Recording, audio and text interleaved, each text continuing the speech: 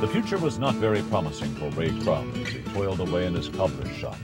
He and his wife Charlotte found a wonderful outlet from the day-to-day drudgery. When I was first exposed to this business, I was a shoe cobbler. And it's important for me to say I was a shoe cobbler that didn't have any hope. I lived what they talk about in some ways a life of quiet desperation, because I knew I was going to work till I died. The guy I bought the shoe shop from had gone to work for me.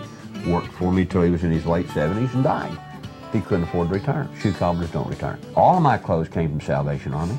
The shoes and boots were things that I worked on people didn't pick up.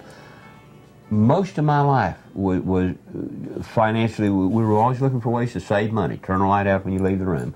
Don't buy the name brand ketchup, buy the cheap one. Whatever. And I guess that didn't bother me as much as the fact that I couldn't give my wife the things that other people could.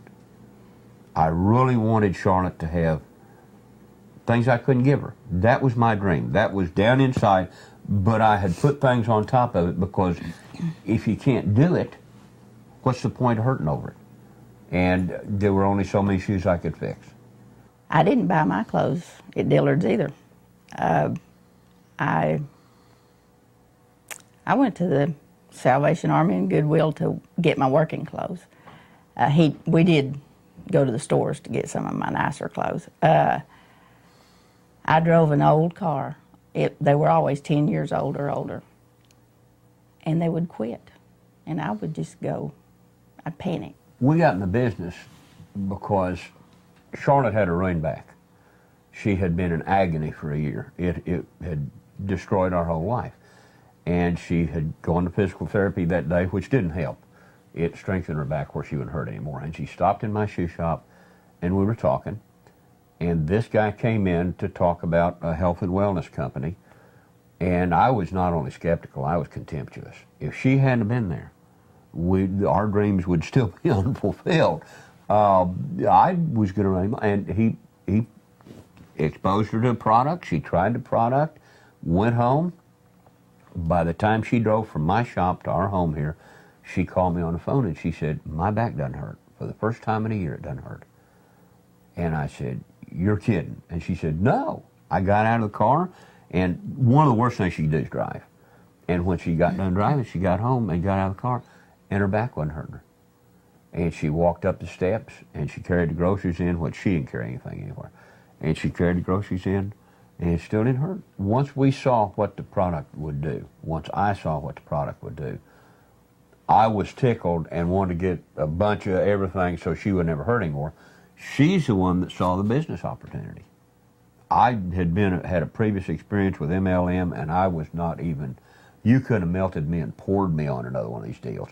And she said, "This is going to give us what the other thing promised." For some reason, I had the vision. I don't know. I think it was a gift from God. But I saw that this would do what the other MLM couldn't do. It wasn't possible for it to do it. This is a once in a lifetime for us. Maybe the only time. It's just, I saw the business. I understood about it because I had enough experience with the other one. In fact, I had lots of experience with the other one. But this is... And the other thing was so difficult. I mean, I had to wear a suit and a white shirt and tie and wear teeth.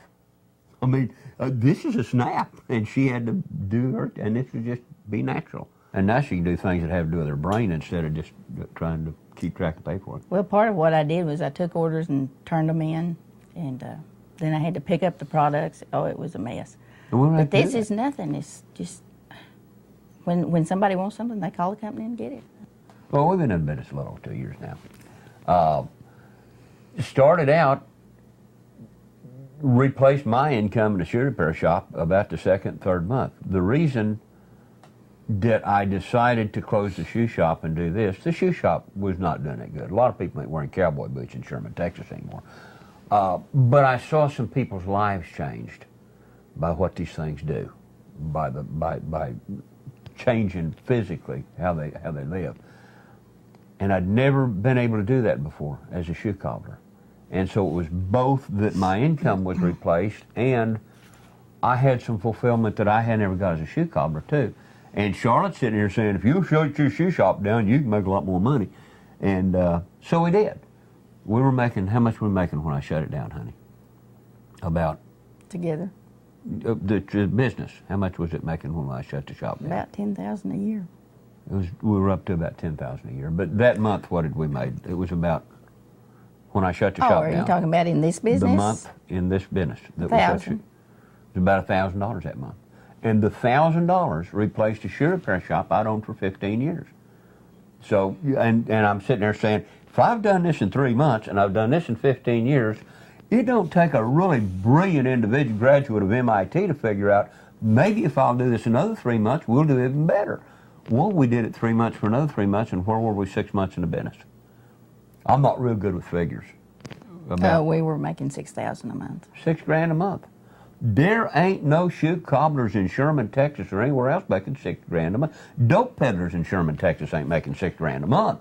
And I'm sitting there just looking around saying, wow, how'd this happen to us? And she's saying, if you keep doing it, it'll get more. And I'm thinking, there ain't more in the world, you know. And it $35,000. That was 9 months. Yeah. Is all it was. Yeah. And the first year after that, the fiscal year after that, we made, what, over $150,000. Isn't it? I mean, and we're sitting here looking at each other thinking, how did this all happen? But the reason it happened was, in the first place, it's real simple, and I've treated it like a business from the beginning, and she's helped from the beginning. Powerful products, very powerful. Now we're making, the first 6 months of this year, we've made over $90,000. In this year, we'll make $250,000. I mean, that's just where it's going. That's not a stretch. You look at the people that are ahead of us and the people that are behind us, it's just a progression. If you do the business right, there are people that have been in this business less than 5 years that are making $1 million a year at this. And I expect to be there. There's no reason with a partner like I've got why we can't be there, is there? One of the main benefits of the business is the auto home program. When I got in this business, I was driving a Toyota pickup that, well, when we bought this, we sold it for scrap for $32. To give you an idea, this is a $40,000 custom van that Charlotte and I, that was one of our dreams, that we could have a van, drive down the road together. She can go sleep in the back if she wants to, or whatever she wants to do. She can make a sandwich or something. It's fun, isn't it? Ray even he sees vans on the road, and every once in a while he would think that sure is nice.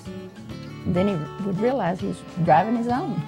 Yeah, you look at one and you think, boy, that's a beautiful thing, and you think, wow, I'm driving a beautiful thing, because you're not used to doing it.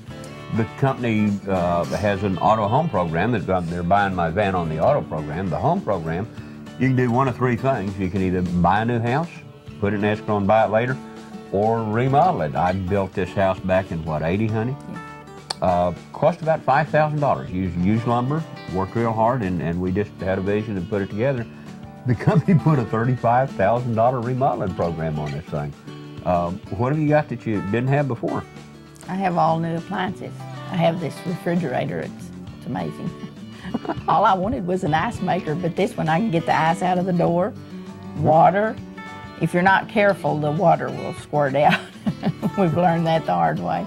I have the oven that's up where I need it. It's not way down at the floor. She doesn't bake once every 6 months, but she's got one that's like she wants, right? When he first put it in, I did make a pie. And I also have air conditioning, and we didn't have that. And couldn't afford it. I mean, when you live in Texas and can't afford air conditioning, you're in deep trouble. Wall-to-wall carpet. Had a good carpet. My grandma's carpet that she gave us, how long we had that, honey? 20 years. Well, but it was still had fuzz on it, you know. Just a little nicer. I like to go barefoot now. Yeah. I never did. Do you know how it makes me feel to be the husband that can buy these things for my wife that other husbands always could for their wives? Feels good. It's a lifestyle that we never even dreamed of before. Just never. We've got little miniature horses out there running around. They're about, well, they're not very big, and one of them's a baby. It's a teeny tiny one, and they're cute. Whatever we want to do, we can do. And the last thing is the ability to help other people, to reproduce this. Anybody that wants to do what I've done can have what I've done. People look at me and they say, boy, if he can do it, anybody can. No teeth, no hair, no sense, you know. But I've got Charlotte. But we just work real hard. It's a good business. It's been awful good to us.